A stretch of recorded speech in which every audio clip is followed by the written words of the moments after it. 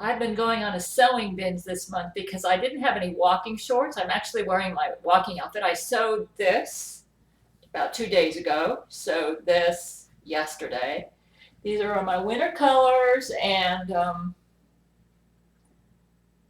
here's what else I sewed in the past month. This is a top that I sewed, and this is for walking. I need tank tops because they're the coolest air, and I need lots of space in here and down in here. Helps the air to circulate real good because we've been having record highs, and it's really hot out there, like in the mid 90s, but it feels like 100. These are all my winter colors. This, as you can see, this actually matches this outfit, and I sewed these green shorts. These are the first things I sewed. Well, I went to go for my walk and I noticed the one pair of shorts that I did have had a horrible stain on them. And I thought, I don't have any other shorts, Lord. I thought, aha, sewing machine, because the Lord told me only food and bills. And then I sewed this, and this is a nice color. I told myself that, so I made me 3 pairs of shorts plus this. And the next project that I'm going to make is going to be this right here. This is going to be a white top. It's going to be this design, but this fabric. It's going to be white. It's going to look like this, except it's going to be white. So I've already cut the fabric out, and then that'll be my next sewing project. This is like, I had some old patterns, and I actually had to modify the patterns a little bit because they were too small. When I bought the pattern, I weighed 122 pounds. I'm now about 134, 135 pounds. That extra 10 to 12 pounds has taken me from a size 10 to about a size 12 to 14, even 16. What I'm doing is I've modified the patterns, and I've made this part around here about a size 14, though I find a size 12 does good for me up around the shoulders. So I've made it a little bit, I've made it wider, but I've left it at size 12 up at the top. And that seems to be a good size for me. For the pants, I've made it size 16. Yeah, I've actually cut them to a size 16. Though I think that pattern runs a little bit small, so size 16. That gives me a lot of air around my legs as I walk. So anyways, I've been sewing. And I have one more sewing project to do, and then I'm going to get back to work on Robin Williams' Shimmering Skies, which is a story about Zack Knight, actually. Zack Knight's the main character, but it's told from Robin Williams' point of view. I would like to say something. I haven't heard from my men about Waldo, but I was so uncomfortable last night. I went to bed last night at around 11 p.m., and I fell asleep, and then I woke up with leg cramps about 12 o'clock.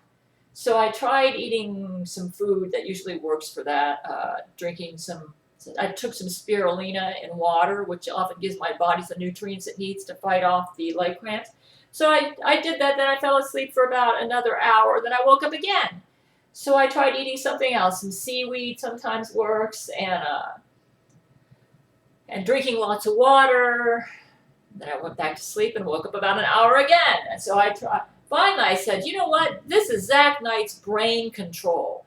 He's using brain control. And I had a terrible headache that started about 2 days ago and didn't go away till after I wrote my men an email saying that I wanted Waldo off my marriage list, along with any other man who would dare to try to come marry me without consulting with Jesus first for permission.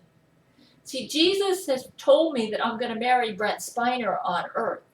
So any man anyways, I've concluded that was all brain control. So I just said, Zack Knight, apparently, I actually think Waldo got in, maybe even inside my apartment, and I just can't see him. He's got some sort of technology that outsmarts our scanners and the Jesuit scanner so that neither of them can find him. So because the Jesuits had so much trouble finding Waldo, I asked Terence Jenkins, I says, why do I have a headache? It feels like a Nukaki headache. A Nukaki headache is what happens when the Jesuits unleash Nukakis in my area And then there's a dome over this area where I live so that they don't hit me. My men put it up, and I think Jesus puts it up too. So the Nukakis don't, they hit the dome, that I guess I don't know exactly. They hit all around the dome. So all around the area in Florida where I live, they're getting bombarded with Nukaki. And some people are dying. We're not hearing about this in the mainstream news because mainstream news is all Jesuit controlled. And even though I may not get the hit on the Nukaki, I suffer the radiation after effects. And I get a headache from all the radiation from all the Nukaki. Another bad side effect of Nukaki is that when there's a lot of radiation in the air, it makes it easier for the Jesuits to use brain control on me, because the Jesuits are better able to interfere with signals coming from our physicians. We have a computer satellite network of doctors, and they're able to use satellite signals working through my brain and nervous system to manipulate my body and to make sure that the Jesuits don't use their signals on my body. The problem is when the Jesuits launch Nukakis everywhere, the radiation in the air interferes with our signals and increases the Jesuits' ability to use brain control on me. So oftentimes when I get a headache, I get a lot of other weird symptoms. The headache is definitely caused by something in the atmosphere. I can just feel it. And like yesterday when I went on my walk, the headache was bad out there and in here. So the Terrance Jenkins thinks the headache I had the past couple days was from Jesuit scanners being set to 11. Apparently, they're trying so badly to find Waldo that they set the scanners to 11, trying to. I think the scanners are so powerful that he said it's not a healthy setting. And anybody who's under a Jesuit scanner set at 11 is apparently under a catastrophically strong scan, and it's not good for your health. And let me tell you, I've been having some pretty strange symptoms like bloating.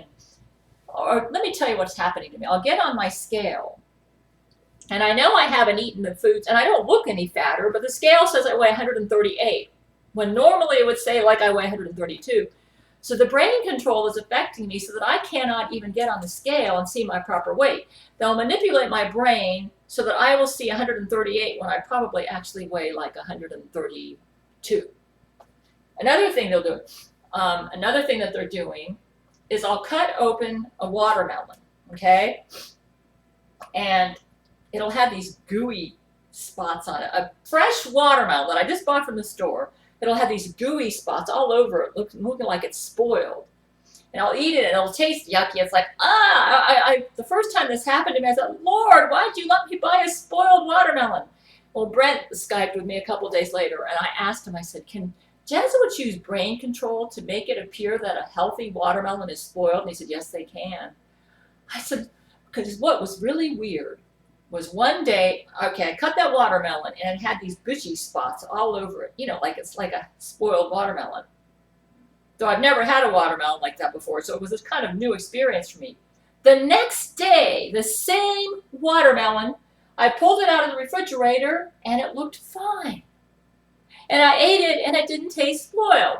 This was the same watermelon that looked spoiled the day before. I said, Zack Knight's brain control. He made the watermelon appear spoiled. So he's using brain control on me to change my perceptions of my environment around me.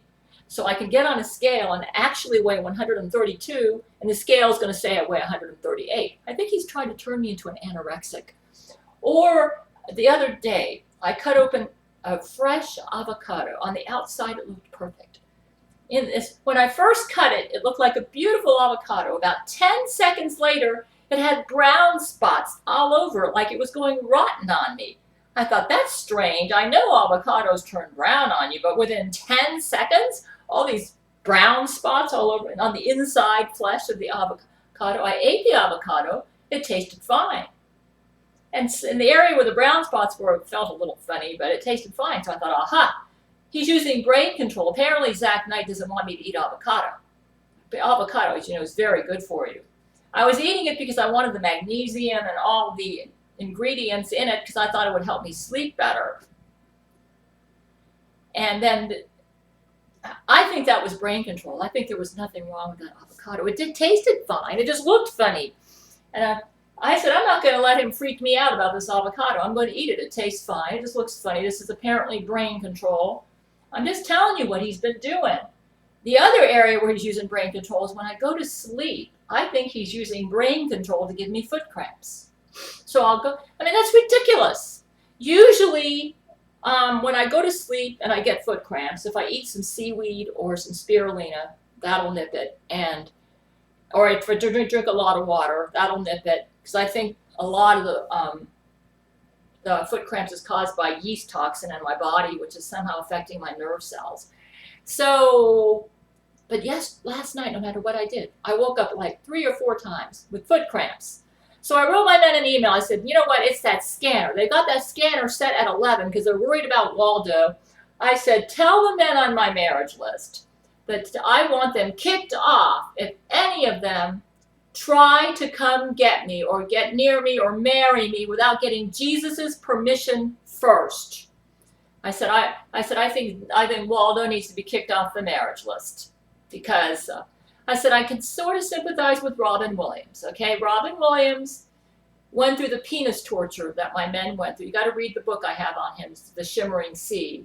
But Robin Williams and my men went through penis torture in June and July 2014, and it had a profound psychological effect on all of them. It affected Robin Williams to the point that he was depressed. And you know what? I think I have to agree with the Jesuits. I think he did commit suicide. And let me tell you how Robin Williams committed suicide. He was depressed, but Gerard Williams, his psychiatrist, said he was not suicidal. However, Robin Williams knew if he tried to come get me that the Jesuits would probably kill him. He knew it. So in a sense, he committed suicide when he made the decision to come get me. He just felt like he couldn't respect himself unless he tried. And I have to admit, after what my men had been through, they'd been through penis torture where the Jesuits used a type of brain control on them to cause their penises to actually change so that Robin Williams actually had a balloon penis. Brent Spiner's penis was fractured in like 16 different... Can you imagine how painful that and humiliating that must have been for these guys? To just wake up some morning and look at your penis and like Matthew McConaughey's penis, I don't know. Anyways, it was crazy what the Jesuits did to these guys. I'm calling you out on your brain control, Zack. Now you need to stop it. You stop it on my men. Quit messing with their penises. Quit using your brain control and your computer technology to manipulate our bodies to be perverse like this. And quit using your brain control on me. I'm calling you out on your brain control. Stop it. Stop your brain control. When I eat a healthy avocado, don't make it look like it has brown spots all over it. Don't make me get on the scale when I really weigh 132 and make it look like I weigh 138. I'm calling you out, Zack Knight. Stop your brain control. And then with the scanner set to 11 because you're worried about Waldo marrying me, you use that as an excuse to increase your brain control and give me leg cramps all night so I can't sleep. I'm calling you out on the insomnia. I'm calling you out on the spots on the avocado. I'm calling you out on the watermelon. And I'm calling you out on all the other crap you do with your computer technology. Stop it. You're disgusting. You think you're God. Okay? Poor Robin Williams, when he came to get me, and actually I'm writing this book to honor him because my next book's going to be written in his point of view, where he's going to be counseling Zack Knight about his problems with love. Yeah, Zack Knight has major problems with love. He doesn't have any problems with pornography and lust, but with love, yes. He thinks love is a sin. And he punishes me and my men for being loving. I'm calling you out on that, Zack Knight. Okay, no man on my marriage list. Robin Williams, when he came to get me, he knew the Jesuits would kill him. So that's how he committed suicide. Okay, he knew he'd probably die. He didn't actually kill himself. He knew the Jesuits would do it, though. So in that sense, he did kill himself. So, but Waldo's a little different. Waldo is he just wants to be near me. He doesn't seem to care whether the Jesuits set their scanners at 11. So any man who comes after me and doesn't check with Jesus and Brent Spiner first and get their permission first and is not willing to sign a contract to that effect, he's off the marriage list. I don't want any man on my marriage list unless he's willing to go to Brent and Jesus first for permission first before he tries to marry me.